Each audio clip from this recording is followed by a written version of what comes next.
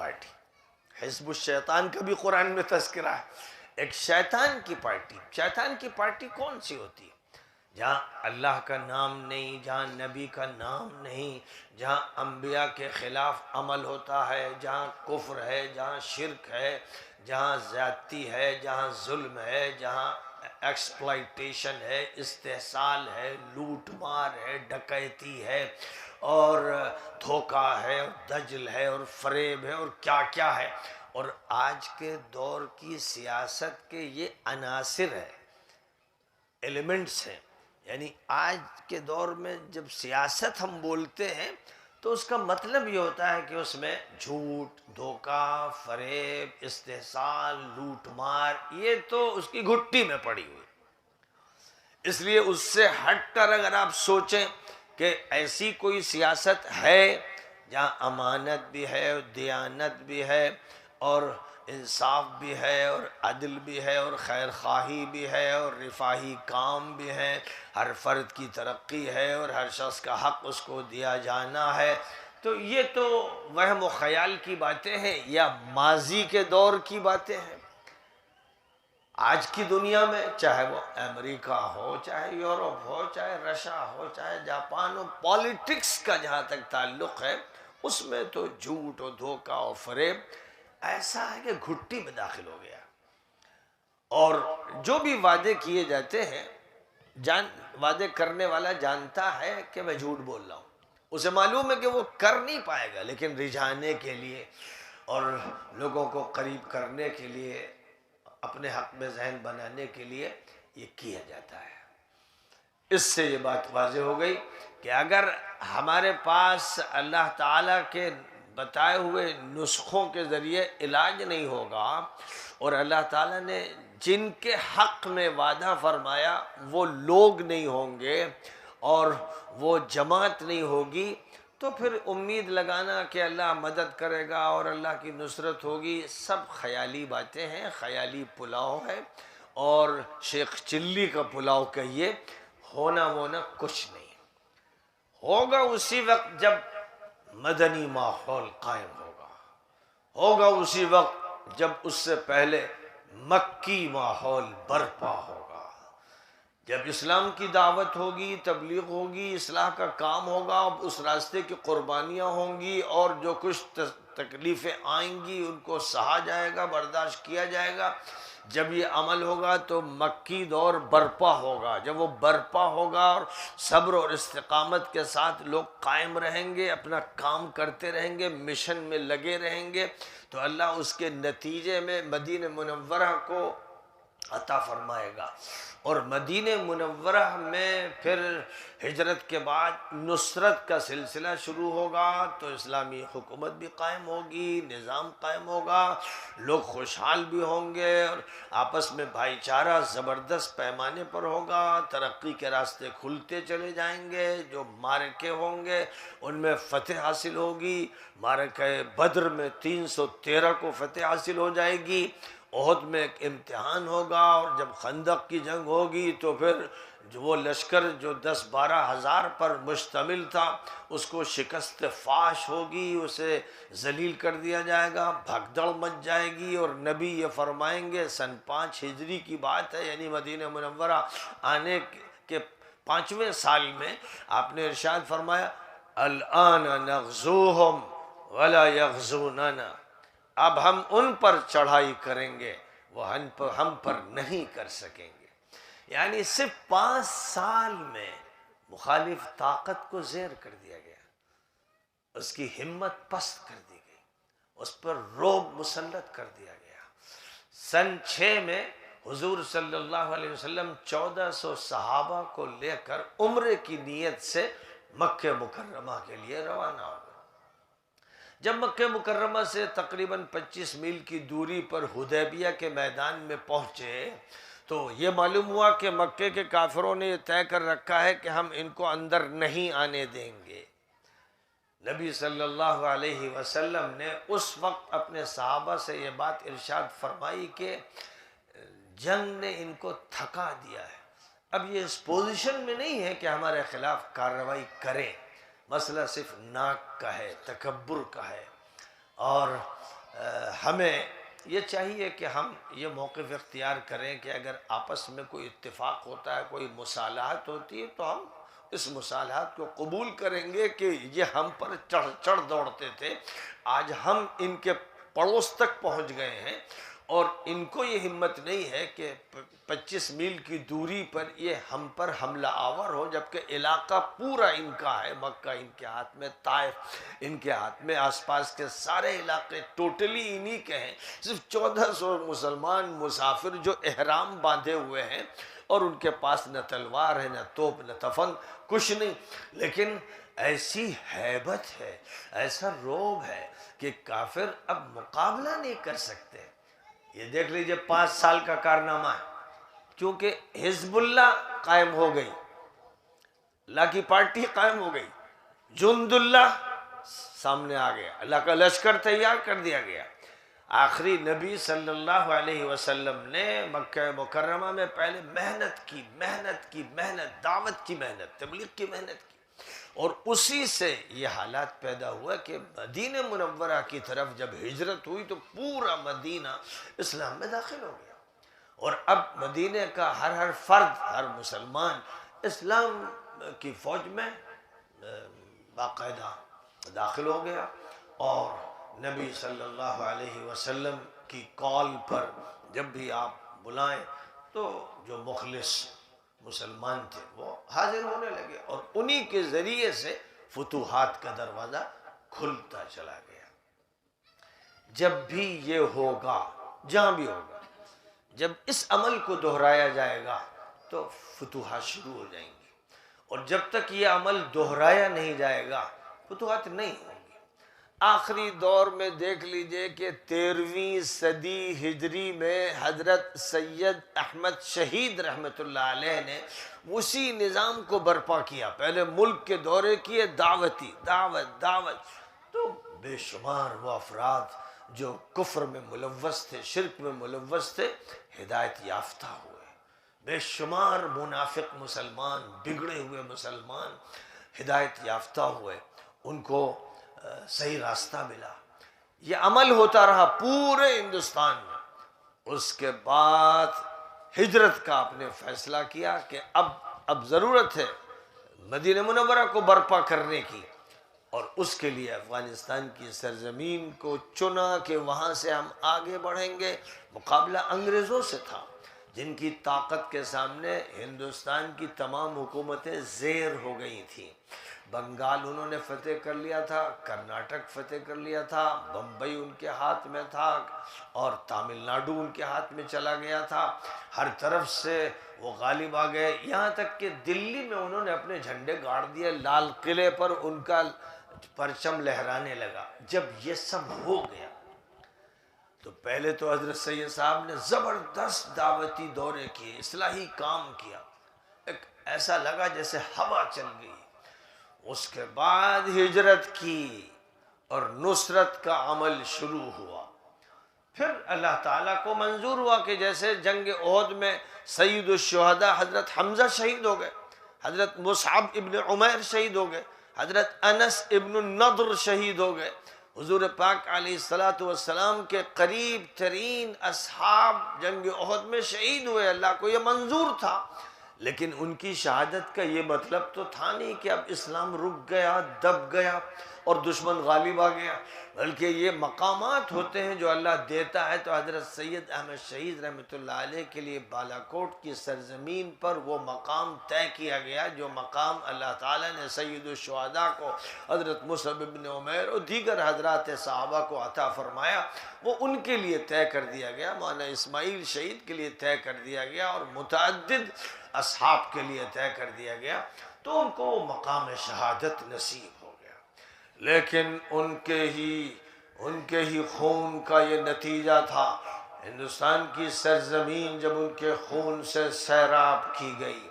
تو اسی سے پھر وہ افراد وجود میں آتے چلے گئے جنہوں نے 1857 میں انگریزوں سے ٹکر لی، جس کے بعد انگریزوں نے ایسی انتقامی کارروائیاں شروع کی کہ دلی سے مراد آباد تک ہر درخت پر کوئی مولانا، کوئی حافظ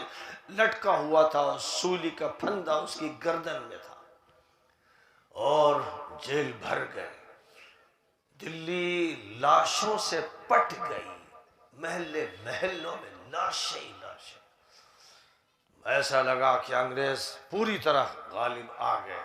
اب یہی اس ملک کے حاکم رہیں گے۔ مسلمانوں نے 1000 سال تک یہاں حکومت کی اور انہیں کوئی نکال نہیں سکا، عروج و زوال کے دور آتے رہے اور جاتے رہے،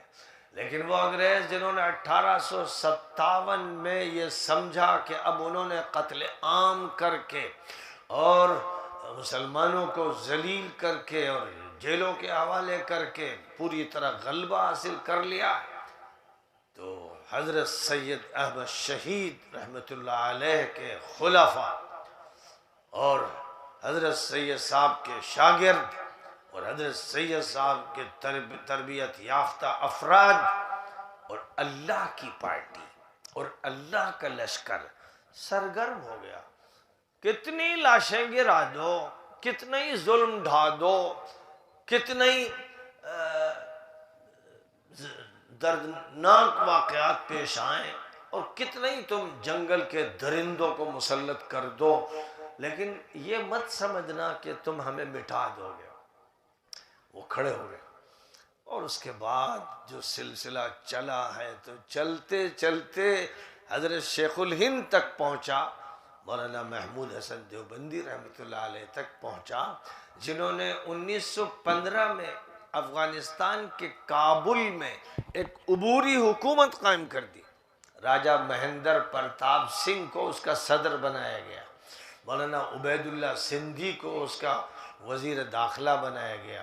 اور مولانا برکت اللہ بھوپالی کو وزیر اعظم بنایا گیا، اور اسی طرح عہدے طے پا گئے۔ اور ابھی وہ حکومت اس طرح ہوئی کہ کابل میں وہ وقتی طور پر قائم کی جا رہی ہے، پھر ہندوستان کو فتح کیا جائے گا تو وہ کابل سے دلی منتقل ہو جائے گی۔ اگر اس وقت جد و جہد کامیاب ہو جاتی 1915 کی اور شیخ الہند کو گرفتار نہ کیا جاتا جو حجاز میں کیا گیا اور پھر مالٹا جیل میں بھیج دیا گیا، اور پھر یہ سلسلہ 1920 تک چلتا رہا، اگر یہ نہ ہوتا تو جو حکومت کابل میں قائم کی گئی تھی وہ دلی منتقل ہوتی تو راجہ مہندر پرتاپ سنگھ اس ملک کے صدر ہوتے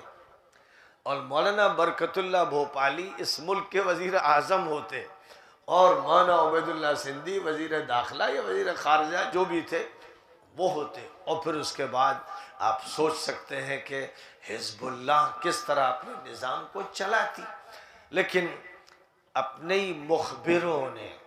اپنے جاسوسوں نے، اپنے بدماش خبیث منافق جو مسلمانوں کے اندر گھسے ہیں، ہر جگہ گھسے ہیں، آپ کے یہاں بھی ہوں گے، اور کوئی جگہ ایسی نہیں جہاں یہ گھسپیٹی موجود نہ ہو،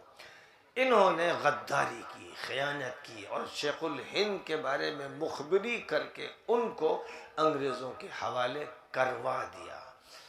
جس کے نتیجے میں یہ کام اس وقت آگے نہیں بڑھ سکا۔ لیکن 1920 میں پھر خلافت تحریک شروع کی گئی، بہت زبردست پیمانے پر، ایسا لگتا تھا کہ پورا ہندوستان حج کو لے رہا ہے، اب خلافت تحریک اس ملک کو آزاد کرے گی، اور خلافت تحریک کے ذمہ دار اب اس ملک کے ذمہ دار بنیں گے۔ اس میں مولانا عبد الباری فرنگی محلی لکھنؤ کے جلیل القدر عالم سرپرست تھے، گاندھی جی کو مشترک ایک لیڈر بنایا گیا، مولانا محمد علی جوہر اور مولانا شوکت علی اور دیگر حضرات اس کے کارپرداز تھے، ذمہ دار تھے۔ اگر وہ تحریک چلتی رہتی اور ترکی میں غداری نہ ہوتی، وہ جو مصطفیٰ کمال مجرم خبیث کہلاتا ہے،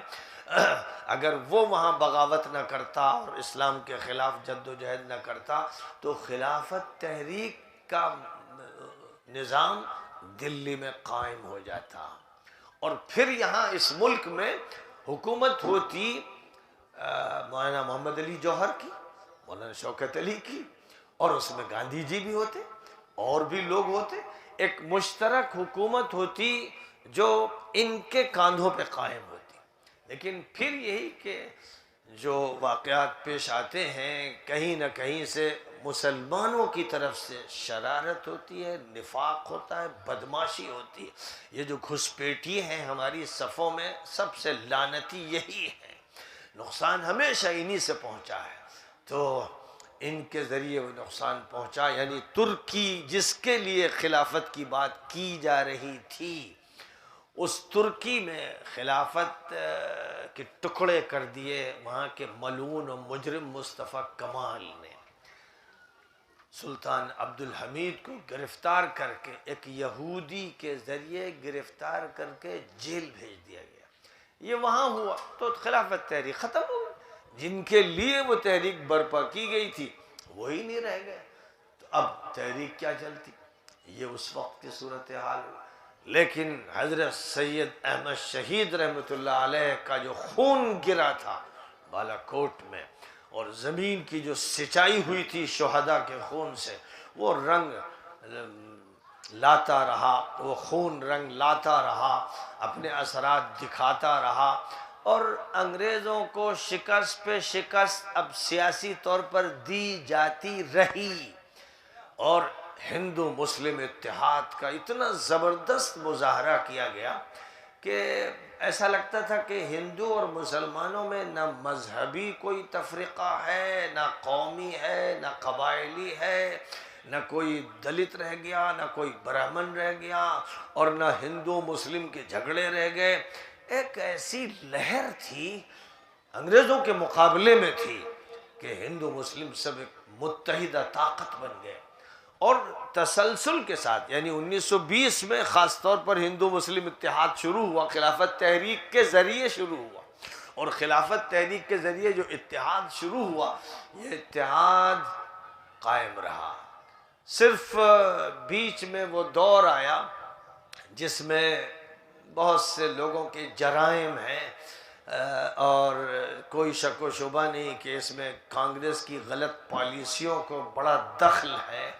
کہ اس کے افراد نے ایسا مجبور کیا ایک گروپ کو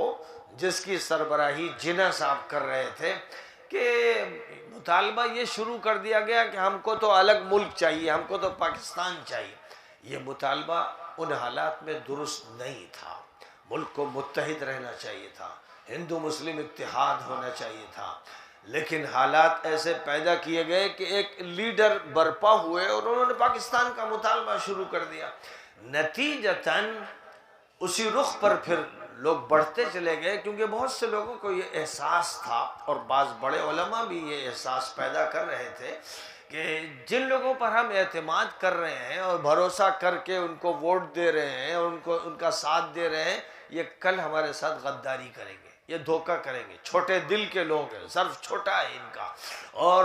یہ ہمیں پھر کل برداشت نہیں کریں گے۔ یہ ایک دماغ ایسا بنتا چلا گیا اور یہ احساس پھیلتا چلا گیا کہ مسلم لیگ کو زمین پر طاقت ملنے لگی، ورنہ واقعہ یہ ہے کہ کانگریس کے ساتھ مکمل اتحاد تھا مسلمانوں کا۔ جمعیت العلماء کیونکہ مسلمانوں کی سب سے بڑی تنظیم تھی اور اس کا اتفاق تھا کانگریس کے ساتھ، تو یہ تھا کہ ہندو مسلم مل کر تحریک چلاتے رہیں گے۔ لیکن پھر وہ تحریک اٹھی اور پھر پوری شدت کے ساتھ آگے بڑھتی چلی گئی، جس کی وجہ سے ملک ٹوٹا، ملک کے 4 صوبے الگ ہو گئے، اور ایک صوبہ بنگال کا شمال سے جوڑ دیا گیا۔ ایک بے تکی بات تھی، لیکن ادھر آبادی مسلمانوں کی زیادہ تھی تو ایسا کیا گیا، اور غیر فطری عمل تھا، اس لیے یہ ہونا تھا کہ بنگال الگ ہو جائے گا، پھر آگے چل کر وہی بنگلہ دیش بنا اور پاکستان کی ذلت ہوئی اور اس کی کمر توڑ دی گئی۔ یہ سارے حالات ہوئے۔ ہندو مسلم اتحاد رہتا تو ہمیں جلدی کامیابی ہوتی اور پورا ہندوستان متحدہ ہندوستان ہوتا،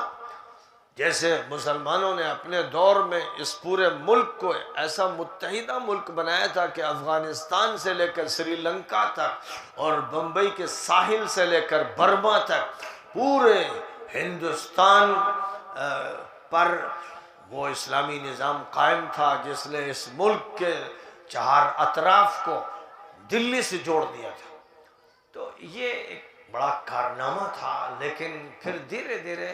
نوبت یہ آئی کہ ہمارے ملک کا جو شمالی خطہ ہے وہ ہم سے الگ ہو گیا، اور ادھر مشرق میں بنگال الگ ہو گیا، اور اب جو صورتحال ہے نہیں کہا جا سکتا کہ اگر نکسلی تحریک کامیاب ہوگی تو کن کن علاقوں کو توڑ دے گی، یا کہیں پر بھی اگر بغاوت جنم لے گی تو کیا انجام ہوگا۔ یہ تو جو سوچنے والے ہیں ان کو سوچنا چاہیے، اور ہمارا کام یہ ہے، میں الحمدللہ اللہ کا شکر ادا کرتا ہوں کہ خلافت تحریک کے بعد اور جو اتحاد جمعیت العلماء و کانگریس نے قائم کیا تھا اس ملک کی سالمیت کے لیے، میں نے الحمدللہ اس ملک کی سالمیت کے لیے، امن کے لیے، ترقی کے لیے ہندو مسلم بھائی چارے کی ایک زبردست تحریک پھر چلائی، اور یہ اللہ کا فضل ہے کہ اس تحریک میں ابھی نہ بڑے علماء کی طرف سے پہل ہوئی اور نہ انٹلیکچوئلز کی طرف سے پہل ہوئی، علی گیرینس ہوں یا دیوبندی ہوں یا ندوی ہوں، ان کی طرف سے، ذمہ داروں کی طرف سے یہ پہل نہیں ہوئی، اگرچہ اس میں کوئی شک نہیں کہ میرے ساتھ اس قافلے میں دیوبندی بھی ہیں اور بریلوی بھی ہیں اور شیعہ بھی ہیں اور سنی بھی ہیں اور علی کی بھی ہیں اور ندوی بھی ہیں، سب جگہ کے لوگ ہیں، اور ان کی تعداد دھیرے دھیرے بڑھ رہی ہے۔ اور ہم یہ کہتے ہیں کہ جس طرح ہمارا ہندو مسلم اتحاد تقسیم سے پہلے تھا اور آزادی سے پہلے تھا، ہمیں دوبارہ وہ اتحاد چاہیے، کیونکہ یہ ملک دوبارہ غلامی میں ڈھکیلا جا رہا ہے، اس ملک میں دوبارہ وہ مظالم ہو رہے ہیں جو انگریزوں نے کیے تھے، اس ملک میں قتل عام ہو رہا ہے، اس ملک میں بھکمری ہے، اس ملک میں بہت بیکورڈنس ہے۔ بات کہی جاتی شائننگ انڈیا کی، لیکن شائننگ انڈیا دلی کے ایک علاقے کا نام ہے، بامبے اور مدراس وغیرہ بڑے شہروں کے ایک علاقے کا نام ہے، باقی دلی کے ان محلوں میں چلے جائیے جو پرانے محلے ہیں تو وہ شائننگ انڈیا نہیں ہوگا بلکہ ڈارک انڈیا ہوگا، اور بیکورڈ انڈیا ملے گا آپ کو، دلی میں ملے گا۔ ایسی گلیاں، ایسے تنگ علاقے اور ایسے جھکتے مکانات اور ایسی تباہ کاریاں کہ الامان الحفیظ، آدمی وہاں سے بھاگنا چاہے۔ یہی صورتحال بامبے کی ہے اور بڑے بڑے شہروں کی ہے کہ ایک طرف ملٹی اسٹوری بلڈنگیں ہیں اور ایک طرف انہی کے فٹ پاتھ پر کچھ اس طرح کے لوگ پڑے ہیں جو غربت سے بدحال ہیں، اور جن کا یہ حال ہے کہ کبھی اس کی بھی نوبت آتی ہے کہ نالی کے پاس سے کیلے کا چھلکا نکال کر کوئی سنکی یا پاگل یا غربت کا مارا ہوا اسے کھا رہا ہے، کوڑے سے۔ کچھ عورتیں کوڑے سے گئی ہیں تلاش کرنے کہ کوئی کام کی چیز مل جائے تو اسے استعمال کر لیں۔ یہ بڑے شہروں کا حال ہے، اس لیے شائننگ انڈیا جو کہتا ہے وہ دھوکہ دیتا ہے، وہ دجل و فریب کرتا ہے۔ کہیں کہیں کچھ علاقے ہیں جو شائننگ ہیں، لیکن زیادہ تر علاقے اور بالخصوص دیہاتوں کے وہ بہت ہی بیکورڈ ہیں، اور وہاں پر بڑی جہالت بھی ہے، ساری خرابیاں موجود ہیں۔ تو اب اگر ملک کو پھر سے ترقی دینا ہے، آزاد کرنا ہے، ملک کو امن دینا ہے، تو راستہ اس کا یہی ہے کہ ہندو مسلم سکھ عیسائی جتنے بھی یہاں پر مذہب ہیں، جتنی برادریاں ہیں، وہ یہ مانے کہ بھگوان ایک ہے، ایشور ایک ہے، اللہ ایک ہے، ہم سب اس کے بندے ہیں، سلیوز ہیں، اور ہمارے ماں باپ آدم اور حوا ایک ہیں، ہم سب ان کی اولاد ہیں۔ یہ حقیقت ہے جس کو قرآن نے بیان کیا ہے، پوری دنیا کے انسانوں کے لیے بیان کیا ہے، اور پوری دنیا کے انسانوں تک یہ بات پہنچنی چاہیے۔ جب یہ بات پہنچے گی، اور اسی کے ساتھ ساتھ ہم مسلمانوں کو یہ بتائیں گے کہ مسلمانوں میں سیکشن کے کوئی معنی نہیں ہوتے، فرقوں کے کوئی معنی نہیں ہوتے، الگ الگ گٹھ بندھنوں کے کوئی معنی نہیں ہوتے، اسلام تسلیم کرتا ہی نہیں ہے، اسلام میں فرقے نام کی کوئی چیز نہیں ہے، کیونکہ اللہ فرماتا ہے وَاعْتَصِمُوا بِحَبْلِ اللَّهِ جَمِيعًا وَلَا تَفَرَّقُوا، اللہ کی رسی کو مضبوطی سے تھام لو اور فرقوں میں مت بٹو۔ یہ قرآن کہہ رہا ہے جو نبی پر اترا، قیامت تک جو دعوت دیتا رہے گا، جب اس میں یہ کہا جا رہا ہے کہ فرقے نہیں، تو اب اس کے بعد ہم فرقوں کی بات کیسے کرتے؟ نبی نے یہ فرمایا تھا مسلمانوں تمہارے درمیان ظلم ہوگا، جرائم ہوں گے، بدکاریاں ہوں گی اور فرقے بنیں گے، یہ بتایا تھا، اس لیے کہ ان جرائم سے بچو، اس لیے بتایا تھا۔ لوگوں نے اور اس میں افسوس ہے کہ ناقص مولوی، جو ناقص الفہم مولوی ہے وہ بھی داخل ہیں، ان کا کہ نبی نے بتایا کہ فرقے ہوں گے، لہذا فرقے ہوتے ہیں تو ہمیں مان لینا چاہیے فرقوں کو، انہوں نے یوں اس کو لے لیا، سمجھ لیا، حالانکہ نبی نے متنبہ کیا تھا، چوکنا کیا تھا کہ جرائم ہوں گے، ظلم ہوگا، بدکاریاں ہوں گی، یہ سب آگے ہوگا، تو اس لیے بتایا تھا کہ بچنا، دور رہنا، اپنی حفاظت کرنا، اس لیے بتایا تھا۔ اور اسی طرح بتایا کہ یہ جو امت ہے، ایک امت، وَأَنَّ هَذِهِ أُمَّتُكُمْ أُمَّةً وَاحِدَةً، یہ تمہاری امت ایک امت ہے۔ نبی نے فرمایا کہ اس کے حصے بکھرے ہوں گے، یعنی مجرم یہ کریں گے، ملعون اور بدماش یہ کر کے رہیں گے۔ اے مسلمانوں تم ان کے دام میں مت پھنسنا، ان کے جال میں مت گرفتار ہونا، تم یہی کہتے رہنا امت ایک ہے، امت ایک ہے، امت میں فرقے تسلیم نہیں ہے۔ الحمدللہ یہ تحریک بھی پوری قوت کے ساتھ میں چلا رہا ہوں، اللہ کا فضل ہے، یہاں سے ایران تک، یہاں سے ترکی تک، یہاں سے دنیا کے اکثر ممالک تک جہاں جا سکا وہاں جا کر، جہاں جانا ہے وہاں جانے کے بعد، اور جہاں نہیں ابھی پہنچا وہاں الیکٹرانک میڈیا کے ذریعے پوری دنیا سے یہ کہتا ہوں کہ امت ایک ہے، امت میں تفریق کی کوئی گنجائش نہیں۔ جو لوگ یہ کہتے ہیں شیعہ الگ، سنی الگ، بریلوی الگ، دیوبندی الگ، میں ان سے کہتا ہوں کہ تم ملعون ہو، تم اس امت کے گھسپیٹیے ہو، تم اس امت کو توڑنا چاہتے ہو، تم قرآن کے خلاف ہو، تم نبی کے خلاف ہو۔ نبی کہتے ہیں کہ متحد ہو جاؤ، شیشہ پلائی ہوئی دیوار بن جاؤ، قرآن کہتا ہے، اور تم اس سے ہٹ کر دوسری بات کرتے ہو جس سے نبی نے ڈرایا تھا، بچانا چاہا تھا، تم اسی کو اصل سمجھنے لگے۔ اس لیے تمام فرقوں کا خاتمہ کرنا ہے انشاءاللہ، ارادہ ہوتا ہے۔ سید احمد شہید نے ایک ارادہ کیا، خون بہہ گیا، لیکن وہی خون ہے جس نے اس پورے ملک کو آزاد کرایا،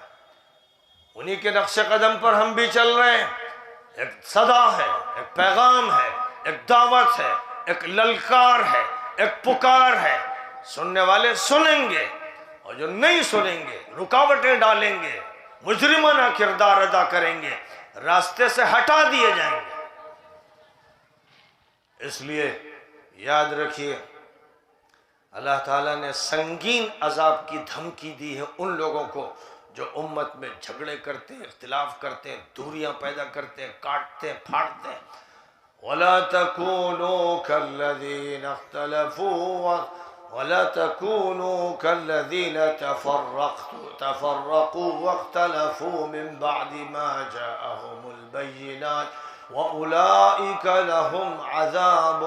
عَظِيمٌ۔ ان لوگوں کی طرح مت بننا جنہوں نے فرقے بنا لیے، اختلافات کیے، دوریاں پیدا کی، ان کو سنگین عذاب دیا جائے گا۔ یہ اللہ فرما رہا ہے، قرآن میں صاف الفاظ میں فرما رہا ہے۔ اس لیے جو فرقوں پر راضی ہیں اور فرقے بتاتے ہیں اور فرقوں میں تقسیم کرتے ہیں، یہ سب کے سب جرم میں شریک ہیں۔ جس طرح نبی صلی اللہ علیہ وسلم کو برپا کیا گیا تو پورا عرب جنگوں میں مبتلا تھا،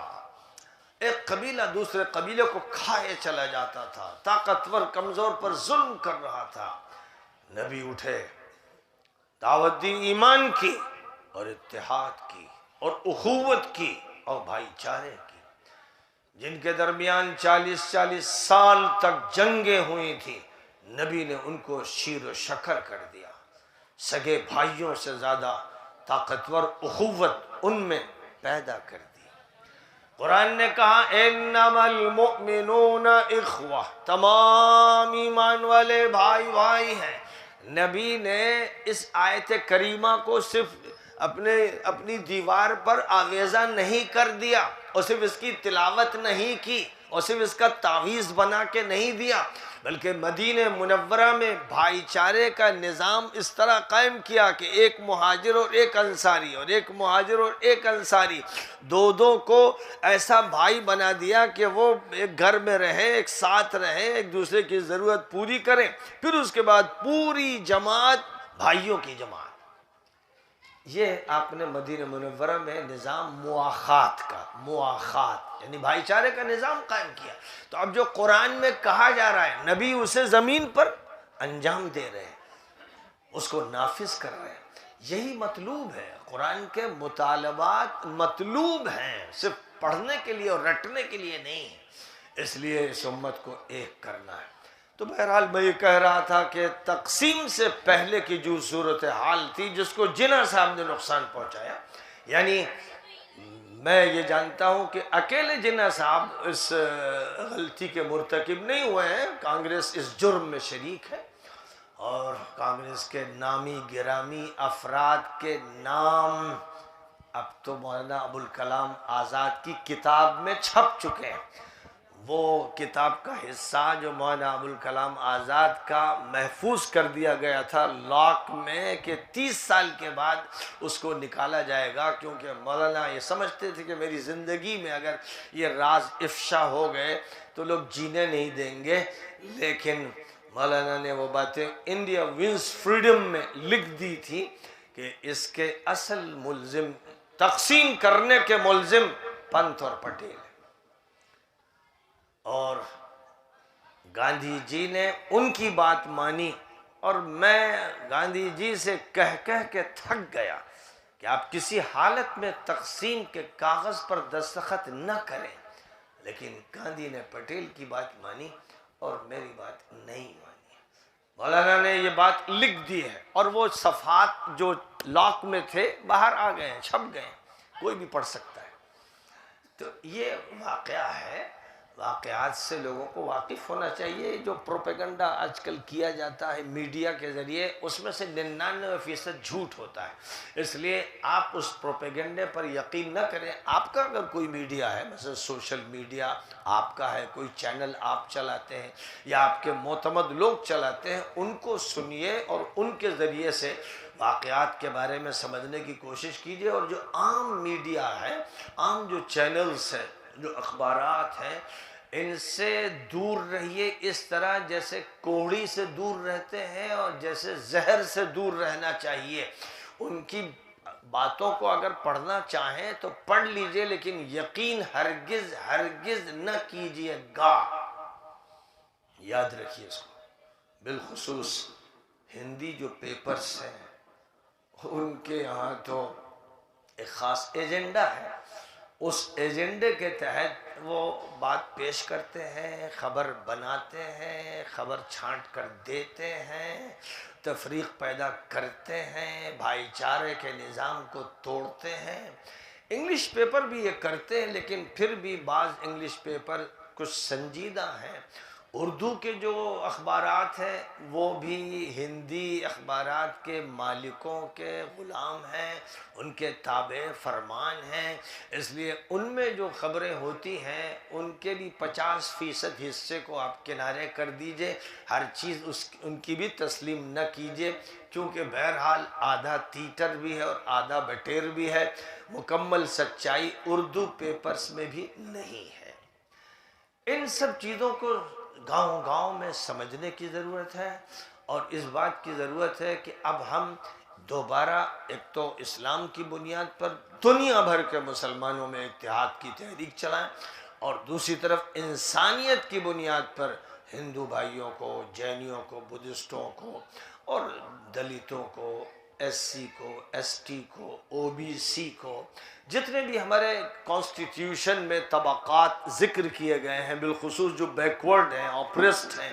اور بہت زیادہ جن کو دبایا گیا ہے، ان سب کو ہمیں جوڑنا ہے اور ایک بھرپور اتحاد پیدا کرنا ہے۔ اتحاد کی یہ تحریک چل رہی ہے الحمدللہ، سیاسی سطح پر بھی تحریک چل رہی ہے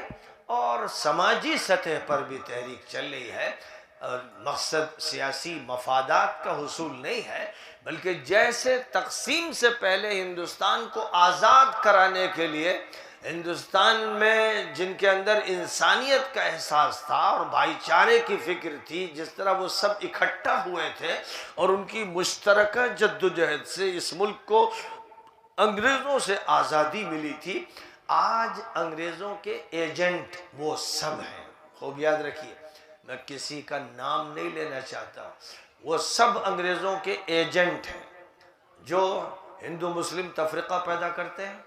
جو ہندوؤں کو مسلمانوں سے بدگمان کرتے ہیں، مسلمانوں کو ہندوؤں سے بدگمان کرتے ہیں، جو بیچ میں کھائیاں بناتے ہیں، خندقیں بناتے ہیں، دیواریں کھڑی کر دیتے ہیں، جو انسانی رشتوں کو پامال کر دیتے ہیں، جو دوستیاں تباہ کر دیتے ہیں اور جو زہر پھیلاتے ہیں. جو بھی ہیں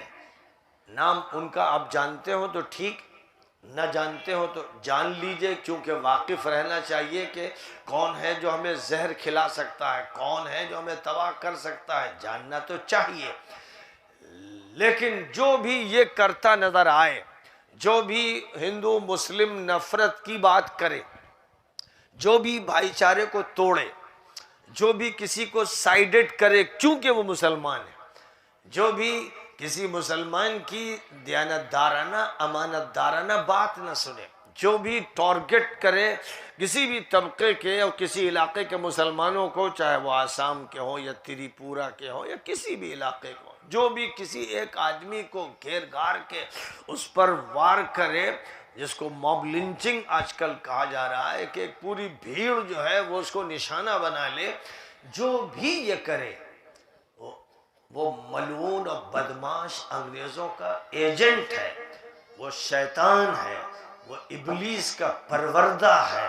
اس کو پہچان لیجئے. اگر آپ اس کا فوٹو لے سکتے ہو تو البم بنا لیجئے، ابلیس کے شاگردوں کی ایک البم تیار رکھیے، اور جو بھی بات اتحاد کی کرے، انسانیت کی کرے، اخوت کی کرے اور وسعت کی کرے، سب کو جوڑنے کی کرے، اس کی البم بنا لیجئے کہ یہ کہے یا نہ کہے، یہ حزب اللہ کا ممبر ہے، یہ جند اللہ کا فرد ہے، اور یہ اللہ کی برپا کی ہوئی امت مسلمہ کا نمائندہ ہے، اور یہ نبی اعظم سید عالم بلکہ سید کائنات صلی اللہ علیہ وسلم کا غلام ہے. یہ اس حلقے کا ہے. تو ایک البم ان کی بنائیے، ایک البم ان کی بنائیے، اور فوٹو بھی رکھ لیجئے اور نام بھی لکھ لیجئے، تاکہ آپ کے سامنے حقیقتیں بالکل واضح ہو جائیں، کہیں کوئی ابہام باقی نہ رہے، سمجھنے میں کوئی دشواری باقی نہ رہے، اور پہچان کے اصول متعین ہو جائیں. اب پہچان اس طرح نہیں ہوگی کہ پارٹی کون سی ہے اور عہدہ کون سا ہے، اختیارات کیا ہیں، علاقہ کیا ہے. ایسی دوسری طرف یہ امتیاز نہیں ہوگا کہ یہ کس جماعت کا ہے، کس جمعیت کا ہے، کس دارالعلوم کا ہے، کس مدرسے کا ہے. یہ سب کچھ نہیں. قرآن یہ نہیں کہتا. قرآن جو اصول پیش کرتا ہے ہمیں انہی اصول کی روشنی میں سمجھنا ہے اور انہی اصول کے آئینے میں دیکھنا ہے. جب ہم یہ مزاج بنا لیں گے تو پہچان آسان ہو جائے گی، اور پہچاننا بے انتہا ضروری ہے. کیونکہ اگر کسی کو نہیں معلوم کہ کہیں کسی الماری میں دوائیں بھی رکھی ہیں، زہر بھی اور پوائزن بھی رکھا ہوا ہے، اور کچھ مضر چیزیں بھی ہیں اور مفید چیزیں بھی ہیں، جو نہیں پہچانے گا وہ دوا سمجھ کر زہر کھا سکتا ہے. اس لیے پہچاننا چاہیے. حضرت عمر رضی اللہ تعالیٰ عنہ فرماتے تھے جو صرف اسلام جانتا ہے اور جاہلیت نہیں جانتا، خطرہ ہے کہ وہ اسلام کی ایک ایک کڑی توڑ دے گا. اس لیے ضروری ہے کہ جو ایمان کو جانے وہ کفر کو بھی جانے، جو توحید کو جانے وہ شرک کو بھی جانے، جو سنت کو جانے وہ بدعت کو بھی جانے. کیونکہ وہ جب متضاد چیز کو جانے گا تو اس سے بچنے کے لیے جانے گا، اور جس چیز کا حکم ہے اس کو جانے گا تو اسے اختیار کرنے کے لیے جانے گا. اس لیے دونوں کا علم ضروری ہے. بہرحال تعلیم الدین کے نام سے جس مدرسے میں ہم موجود ہیں، بڑے عظیم مقصد کے لیے اس کا قیام ہوا تھا کہ پورے علاقے کی جاہلیت کا اور جہالت کا خاتمہ کرنا ہے۔ اور اس میں کوئی شک نہیں کہ 40 سال کی یہ مدت، اگرچہ 40 سال کی مدت اس اعتبار سے کہ سنگ بنیاد 40 سال 41 سال پہلے رکھا گیا تھا، لیکن مدرسہ بنتے بنتے وقت لگا، تو جو بھی 35-36 سال کی عمر گزری ہے اس مدرسے کی، اس میں کوئی شک نہیں کہ اس نے بہت بڑا کام کیا ہے۔ اس نے قرآن کی تلاوت کا سبق پھیلایا، اس نے تجوید سکھائی، اس نے حافظ افراد تیار کیے، اس نے حدیثوں کا درس دیا، اس نے فقہ کے مسائل بتائے، اس نے ساتھ ہی ساتھ لوگوں کو ہندی بھی پڑھائی اور انگریزی بھی پڑھائی اور میتھ بھی پڑھائی اور سائنس بھی پڑھائی۔ دارالعلوم ندوۃ العلماء کی شاخ ہے اور بہت ابتدائی شاخوں میں اس کی حیثیت ہے، اور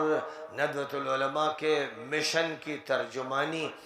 اس کے ذمے کی گئی کہ ندوہ قائم کیا گیا تھا، خاص طور پر تحریک ندوہ اس لیے برپا کی گئی تھی کہ پوری امت ایک امت ہے، سب جڑ جائیں۔ ندوہ جوڑنے کے لیے قائم ہوا تھا، توڑنے کے لیے نہیں۔ تو کوئی بھی طبقہ ہو، کوئی بھی فرقہ ہو، کوئی بھی مسلک ہو، ندوہ نے سب کو جوڑا۔ جیسے 1972 میں مسلم پرسنل لا بورڈ نے سب کو جوڑا، شیعہ بھی اور سنی بھی اور بریلوی بھی اور مہدوی بھی اور بوہرا بھی، سب کو جوڑا۔ آج بھی سب جڑے ہوئے ہیں پرسنل لا بورڈ کے ماتحت۔ ایسے ہی امارت شریعہ کا قیام ہوا بہار میں، تو سب کو جوڑا گیا، کسی بھی حلقے کو توڑا نہیں گیا۔ تحریک ندوہ یہی ہے، اور جو بھی ادارہ، جو شاخ بھی تحریک ندوہ سے متعلق ہو، دارالعلوم کی شاخ بعد میں ہے، تحریک ندوہ سے تعلق پہلے ہے۔ تو ہر شاخ، ندوے کی جتنی بھی شاخیں ہیں، ان کی ذمہ داری ہے کہ وہ اتحاد اسلامی کی مہم چلائیں اور اس مہم میں شرکت کریں، اور اسی طرح اتحاد انسانیت کی تحریک میں شرکت کریں کہ وہی راستہ اس ملک کی آزادی کا تھا اور آئندہ بھی ہوگا۔ ہم اس ملک کو دوبارہ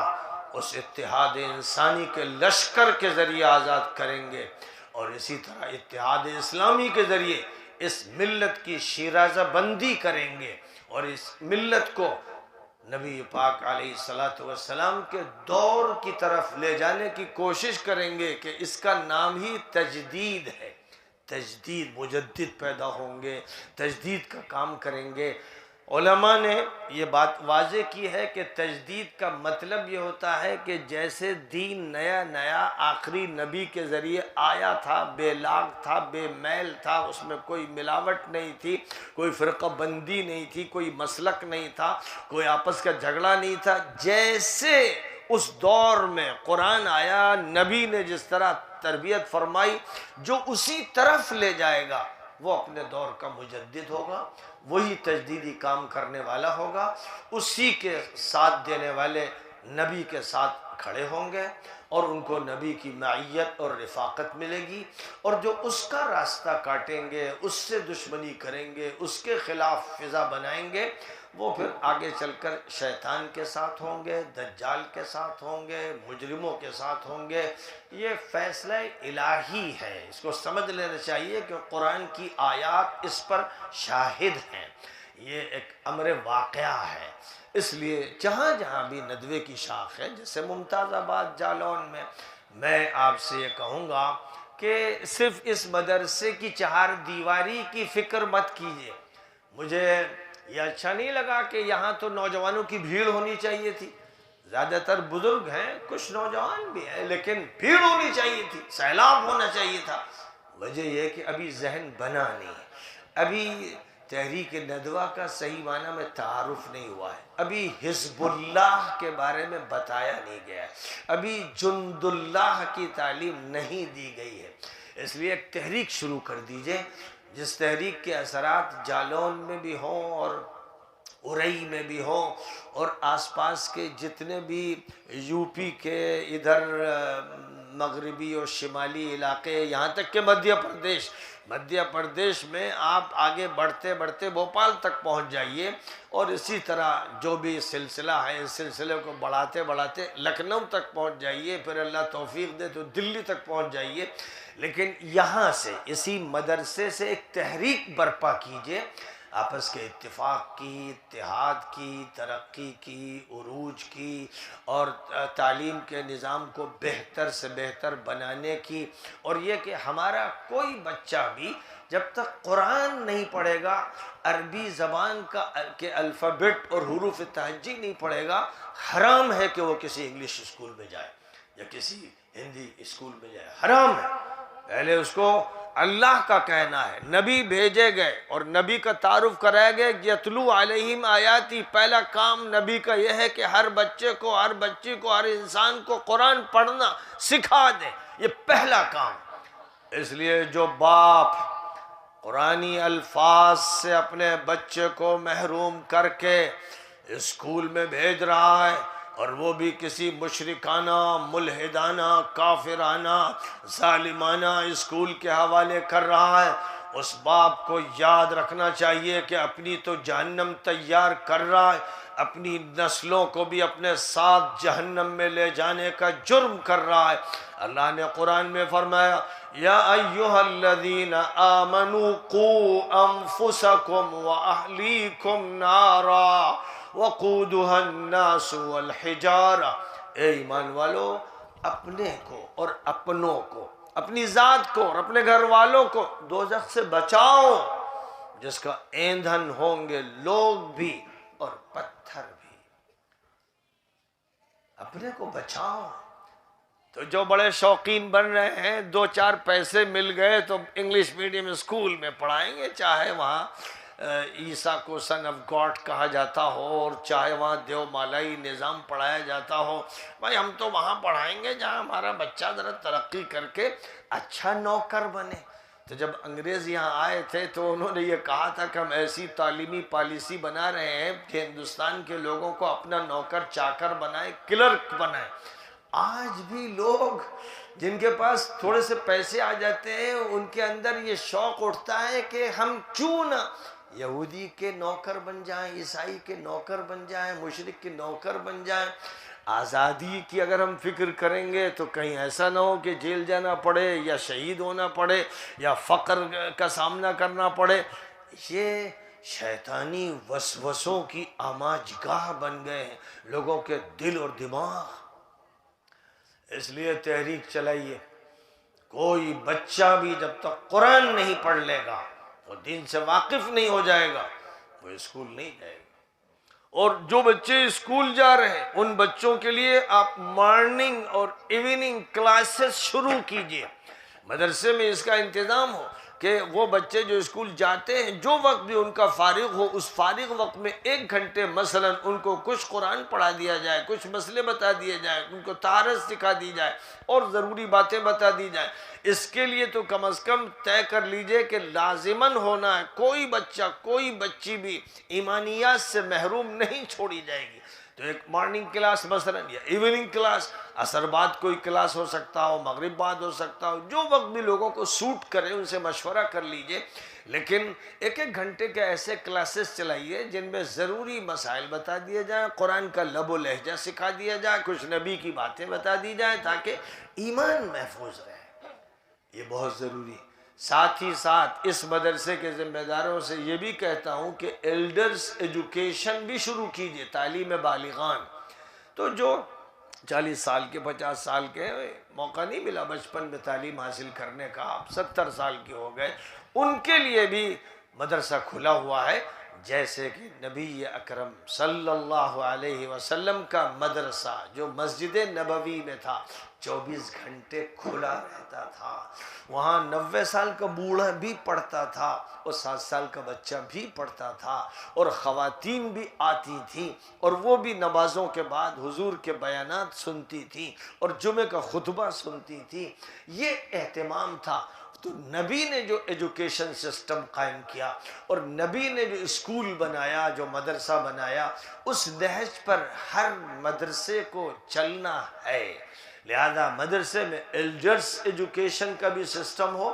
اور صبح صباحی کلاسز اور مسائی کلاسز، اور جس کی جیسی ضرورت ہو۔ ایک موقع پر نبی صلی اللہ علیہ وسلم ظہر کی نماز پڑھ کر ابھی بیٹھے تھے کہ معلوم ہوا کہ بحرین سے ایک قافلہ آیا ہے جو آپ سے ملنا چاہتا ہے، ضروری ملاقات ہو، جلدی ملاقات۔ تو حضور نے سنت نہیں پڑھی اور اس قافلے کے پاس، اس وفد کے پاس آ کے بیٹھ گئے۔ اس نے کچھ سوالات کیے اور نبی نے ان کو جوابات دیے، اور پھر ان سے بات کرتے کرتے عصر کا وقت آ گیا۔ حضور کی ظہر کی 2 سنت رہ گئی، عصر کا وقت آ گیا۔ اس لیے کہ یہ لوگ 14 دن کے سفر سے بحرین سے آئے تھے، اور پھر 14 دن کا سفر کرنا تھا، اور اسی دن واپس ہونا تھا، چونکہ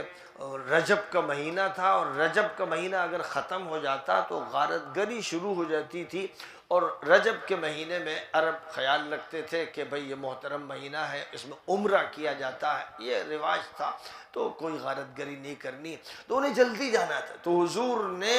سنت چھوڑ دی، ظہر سے لے کر عصر تک ان سے بات کرتے رہے، سمجھاتے رہے، پھر انہیں رخصت کیا، عصر کی نماز پڑھی۔ عصر کے بعد آپ کو حضرت ام سلمہ رضی اللہ تعالیٰ عنہ کے گھر پہ آنا تھا، آپ وہاں تشریف لائے، اور گھر آ کر فوراً مصلی پر کھڑے ہو گئے اور 2 رکعت پڑھی۔ اب حضرت ام سلمہ حیران کہ آپ تو یہ کہتے ہیں کہ عصر کے بعد کوئی نماز نہیں، اور آج آپ عصر کے بعد یہ کون سی نماز پڑھ رہے ہیں؟ تو انہوں نے اپنے گھر کی نوکرانی سے کہا کہ ذرا حضور سے جا کر پوچھو کہ یہ کون سی نماز آپ پڑھ رہے ہیں۔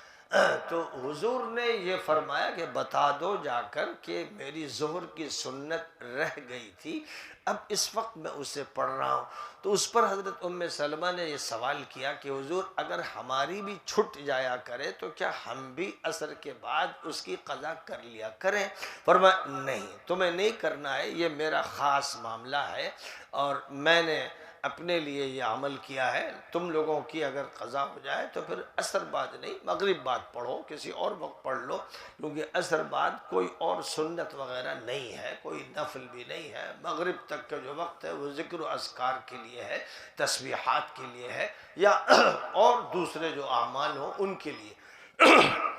تو نبی صلی اللہ علیہ وسلم کا یہ حال تھا کہ کسی وقت بھی قافلہ آ گیا، اور اب آپ ان کی تعلیم کا انتظام کرنے لگے۔ یہی صورتحال ہونی چاہیے۔ آپ پورے علاقے میں اعلان کر دیجئے کہ جہاں سے بھی جتنے لوگ بوڑھے جوان مسجد میں آئیں، قیام کریں، 3 دن کا قیام کریں، ان کو مدرسے سے کھانا بھی کھلایا جائے گا، اور ان کے لیٹنے بیٹھنے کا انتظام کیا جائے گا، اور 3 دن کا ایک مختصر کورس کرایا جائے گا۔ کوئی 1 ہفتے کے لیے آئے تو 1 ہفتے کا کورس کرایا جائے گا۔ کوئی آ سکتا ہے، کہیں سے آ سکتا ہے، اسکول کے لڑکے آ سکتے ہیں، کالج کے لڑکے آ سکتے ہیں، اور جو لڑکیاں پڑھنا چاہیں تو جو مدرسہ ہے ام حبیبہ للبنات، اس میں ان کی تعلیم کا انتظام کر دیا جائے گا۔ بوڑھی عورتیں آئیں پڑھیں، اور جتنی بھی عمر کی جیسی جیسی عورتیں وہ آئیں پڑھیں۔ یہ اعلان ہونا چاہیے ہر جگہ، ہر جگہ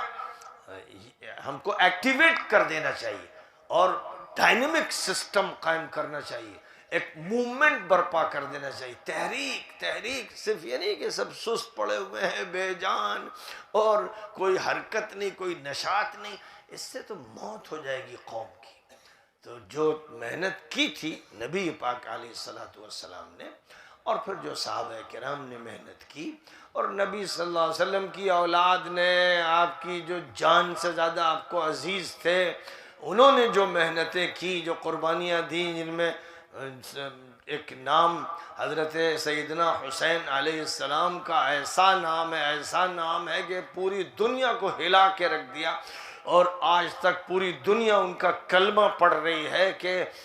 اگر کوئی یزید جیسی طاقت ہو تو پھر کھڑا ہو جانا چاہیے نبی کے کسی امتی کو، اور حسینی کردار کو دوہرا دینا چاہیے کہ یہ امت ملعون یزیدیوں کو برداشت نہیں کرے گی۔ یہ ایک موقف تھا جو اختیار کیا گیا کہ قیامت تک اب یہ سلسلہ چلے گا، اور اسی طرح باطل کا مقابلہ کیا جائے گا، اور نبی کے جو جگر گوشے ہیں، لخت جگر ہیں، نبی کی جان کے ٹکڑے ہیں، وہ یہ کام کریں گے۔ ان کی طرف سے جب یہ نمونہ پیش کر دیا گیا تو حجت قرار دے دیا گیا پوری انسانیت کے لیے۔ اس لیے ہمیں چاہیے کہ ہمیں اس کردار کو یاد رکھنا ہے، اور ابراہیمی نسبت اور اسماعیلی نسبت اور محمدی نسبت اور پھر اہل بیت کی نسبت اور صحابہ کی نسبت اور مصلحین و مجددین کی نسبت اور جو ہمارے اس ملک کے بڑے بڑے علماء صلحاء مجددین ہوئے ان سب کی نسبتوں کو جمع کر کے گلدستہ بنانا ہے اور جامعیت پیدا کرنا ہے اور تمام فرقوں کا خاتمہ کر دینا ہے، فرقوں کا خاتمہ کر دینا ہے۔ میں نے یہ بات سفر ہوا تھا میرا ایران کا، ڈنکے کی چوٹ پر شیعوں سے کہی کہ فرقہ نہیں چلے گا، شیعت کو اٹھا کے پھینک دو دریا میں۔ سنیوں سے کہا کہ سنیت وغیرہ نہیں، اسلام چلے گا اور امت ایک ہوگی، اس لیے ہر تفریق کی بات ختم کر دو۔ اگر تم اللہ والے ہو، نبی والے ہو، تو تمہیں یہ کرنا پڑے گا، جھک مار کے کرنا پڑے گا، اور نہیں کرو گے تو جب حضرت مہدی علیہ السلام تشریف لائیں گے تو ڈنڈے لگا لگا کے تمہیں ٹھیک کر دیں گے، اور یہی کروائیں گے، ایک امت کو دوبارہ وہ قائم کریں گے، پھر سارے مسلک ختم ہو جائیں گے، سارے فرقے ختم ہو جائیں گے، ایک امام ہوگا، پوری ملت کا امام ہوگا، امریکہ سے آسٹریلیا تک امامت حضرت امام مہدی علیہ السلام کی ہوگی۔ تو یہ حقیقتیں ہیں جن کو بہت سے لوگ بولتے ہیں تو خلط ملط کرتے ہیں اور ادھر ادھر کی باتیں ملا دیتے ہیں، سچائیوں کو بیان کرتے نہیں، جرأت نہیں ہے یا کوئی مقصد ہے چھپانے کا۔ تو یہ سب باتیں لوگوں کو اچھی طرح سمجھ لینی ہے۔ ملک میں جو حالات ہیں اور جو مزید آنے والے ہیں ان کے لیے ہم کو ایک تعمیری تحریک چلانی ہے اور ہندو مسلم بھائی چارے کو بھی پوری قوت کے ساتھ آگے بڑھانا ہے اور مسلم اخوت کو بھی زندہ کرنا ہے۔ یہ ہمارا مشن ہے، اس مشن کو ہر جگہ ہم پہنچاتے ہیں، اور خاص طور پر ندوے کی جو تحریک ہے وہ اسی لیے برپا ہوئی تھی، اور ندوے کی تحریک کو جمعیت شباب الاسلام کے ذریعے نوجوانوں کو منتقل کرنے کے لیے ہم نے الحمدللہ زندہ کیا اور نوجوانوں میں منتقل کیا۔ آج ہزاروں لاکھوں ایسے نوجوان ہیں جو اس کا استقبال کر رہے ہیں، اس کو مانتے ہیں، اس کو تسلیم کرتے ہیں۔ ضرورت ہے کہ جتنی بھی ندوے کی شاخیں ہیں سب جگہ تحریک ندوہ پھر سے برپا کر دی جائے اور اتحاد کا نعرہ پوری طاقت سے لگایا جائے اور اس کے لیے زبردست جد و جہد کی جائے۔ انشاءاللہ اللہ ضرور کامیابی عطا فرمائے۔ اللهم لك الحمد كما ينبغي لجلال وجهك وعظيم سلطانك، اللهم صل على محمد وعلى آل محمد كما صليت على إبراهيم وعلى آل إبراهيم إنك حميد مجيد، اللهم بارك على محمد وعلى آل محمد كما باركت على إبراهيم وعلى آل إبراهيم إنك حميد مجيد، ربنا آتنا في الدنيا حسنة وفي الآخرة حسنة وقنا عذاب النار، ربنا اغفر لنا ولإخواننا الذين سبقونا بالإيمان ولا تجعل في قلوبنا غلا للذين آمنوا، ربنا إنك رؤوف رحيم، ربنا لا تؤاخذنا إن نسينا أو أخطأنا، ربنا ولا تحمل علينا إصرا كما حملته على الذين من قبلنا، ربنا ولا تحملنا ما لا طاقة لنا به، واعف عنا واغفر لنا وارحمنا، أنت مولانا فانصرنا على القوم الكافرين۔ اے اللہ تیرے حضور میں ہم بیٹھے ہیں، تیرے سامنے ہاتھ پھیلائے ہوئے ہیں، ہم تیرے سامنے بھیک مانگ رہے ہیں۔ اے اللہ تجھ کو ہم رحمان بھی مانتے ہیں اور رحیم بھی، اور کریم بھی مانتے ہیں اور حنان و منان بھی۔ اے اللہ تو ہی وہاب ہے، منعم ہے، معطی ہے،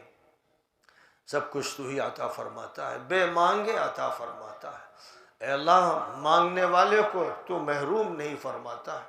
اے اللہ ہماری آج کی اس مجلس میں ہم تجھ سے مانگتے ہیں کہ اپنے فضل سے اس مدرسہ تعلیم الدین کو قبولیت کا وہ شرف عطا فرما، وہ عزت عطا فرما، وہ شوکت عطا فرما، وہ استحکام نصیب فرما، اور دین کی نشر و اشاعت کی وہ توفیق عطا فرما کہ اس پورے علاقے کے لیے یہ بقع نور بن جائے۔ اے اللہ اپنے فضل و کرم سے یہاں کی تعلیم کو، تربیت کو، تزکیے کی محنت کو اے اللہ قبولیت عطا فرما، اپنے فضل و کرم سے مادی ضروریات بھی پوری فرما اور معنوی اور روحانی ضروریات بھی پوری فرما۔ اے اللہ ہمارے تمام مدارس کو، مراکز کو، معاہد کو، دینی جماعتوں کو، جمعیتوں کو، خیر کے کاموں کو توفیق عطا فرما کہ وہ حزب اللہ میں شامل ہو جائیں، جند اللہ کی تشکیل کر دیں۔ اے اللہ قرآن پاک کی اصطلاحات میں بات کرنے کی ہم سب کو توفیق عطا فرما، اور اپنے اس کلام کی نشر و اشاعت کے لیے ہم خدام کو قبول فرما۔ اے اللہ اپنے دین کا سپاہی بنا دے، خادم بنا دے، نوکر چاکر بنا دے، اور اپنی طرف سے عنایتوں سے، نوازشوں سے نواز دے۔ اے اللہ ہمارے گناہوں کو معاف فرما دے، اے اللہ ہماری کمیوں کو دور فرما دے، اے اللہ ہماری کمزوریوں کے ساتھ درگزر کا معاملہ فرما دے، اے اللہ نیکی کے تقوی کے راستے پر ڈال دے، صلاح و فلاح سے ہم کنار فرما دے، اے اللہ ہم کو صراط مستقیم پر گامزن فرما، حق کی پہچان عطا فرما، حق پر گامزن فرما، حق کا اتباع عطا فرما، اور حق پر قائم رہتے رہتے اس دنیا سے رخصتی کا موقع عنایت فرما۔ اے اللہ جو حضرات بھی موجود ہیں، ان کے پیچھے ان کے گھر والے جو موجود ہیں، جو گھر کی خواتین ہیں، بوڑھے ہیں، جوان و بچے ہیں، اے اللہ سب کے لیے ہدایت کو عام فرما، توفیق خیر کو عام فرما۔ اے اللہ ہم سب کے گناہوں کو معاف فرما کر ہمیں نیکیوں کی توفیق نصیب فرما دے۔ ہم میں سے ہر شخص کو قرآن کی اچھی تلاوت عطا فرما، قرآن کا حافظہ نصیب فرما، ہمیں نبی پاک علیہ السلام سے سچی نسبت، سچا تعلق، سچی محبت عطا فرما، ان کی سنتوں کا اہتمام نصیب فرما، ان کی حدیثوں کو پڑھنے کی توفیق عطا فرما، ان کی سیرت کا درس لینے کی توفیق نصیب فرما۔ اے اللہ دین کے مسائل کو سمجھنے کی بھی توفیق عطا فرما، اور تعلیم الدین کی مہم کو تحریک بنانے کی توفیق عطا فرما۔ اے اللہ ہمارے سینوں سے کینوں کو نکال دے، ہمیں الفت عطا فرما، اخوت عطا فرما، محبت عطا فرما۔ اے اللہ آپس کا ایسا تعلق عطا فرما کہ ہر طرح کی عداوت، ہر طرح کی نفرت، ہر طرح کا کینہ، ہر طرح کا بغض ہمارے اندر سے نکل جائے، اور ہم انسانیت کا بھی مفہوم سمجھیں، اور اسلام کی بھی حقیقت سمجھیں، اور ربانیت کی بھی حقیقت کو محسوس کریں۔ اے اللہ ہم سب کو، ہم استاد ہو یا طالب علم ہو، عام ہو یا خاص ہو، ربانی بنا دے۔ اے اللہ ہم سب کو ربانی بنا دے، اپنی نسبت عطا فرما، اپنا تعلق نصیب فرما۔ اے اللہ ہم میں سے جن لوگوں کا انتقال ہو چکا، کسی بھی حادثے میں یا طبعی موت میں مبتلا ہو کر وہ دنیا سے چلے گئے، ان کی مغفرت فرما، ان پر رحم فرما، اور ان کے درجے بلند فرما۔ اے اللہ جو ہم میں ابھی موجود ہیں، جن کی عمر ابھی دراز ہونی ہے، اے اللہ ان کو درازی عمر نیکی کے ساتھ، صحت کے ساتھ، عافیت کے ساتھ عطا فرما۔ اے اللہ جو ہم میں بیمار ہیں ان کو شفا عطا فرما، جو علم نبوی سے دور ہیں ان کو علم نبوی کا قرب عطا فرما، جو جہل میں مبتلا ہیں ان کے جہل کو دور کر کے ان کو علم کے زیور سے آراستہ و پیراستہ فرما دے۔ اے اللہ اس پورے مجمع کو قبول فرما، اے اللہ اس پورے مجمع کو قبول فرما، جو بھی اس مدرسے کو چلا رہے ہیں، اس کے ذمہ دار ہیں، اور جو دام درم قدم سخن اس کے مددگار ہیں، اے اللہ سب کو قبول فرما کر، سب کے گناہ کی بخشش کا فیصلہ فرما کر، سب کی سعادت دارین کا فیصلہ نازل فرما دے۔ اور اللہ برکتوں کے ساتھ اس مجلس سے اٹھ کر ہمیں اس حالت میں اپنے گھر واپس فرما کہ راستے میں فرشتے کہتے ہوں کہ جاؤ مبارک ہو، تمہیں بخش دیا گیا، جاؤ مبارک ہو، تمہیں معاف کر دیا گیا۔ اے اللہ ہم کو ایسے ماحول سے گزرنے کی اور ایسے ماحول میں رہنے اور بسنے کی توفیق عطا فرما، اور اپنے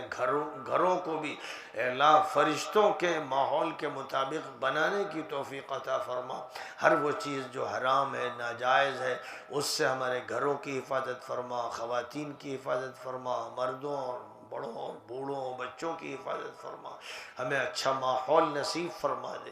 ربنا تقبل منا انک انت السمیع العلیم وتب علينا إنك أنت التواب الرحيم. وصلى الله تعالى وسلم على خير خلقه محمد وآله وأصحابه أجمعين برحمتك يا أرحم الراحمين.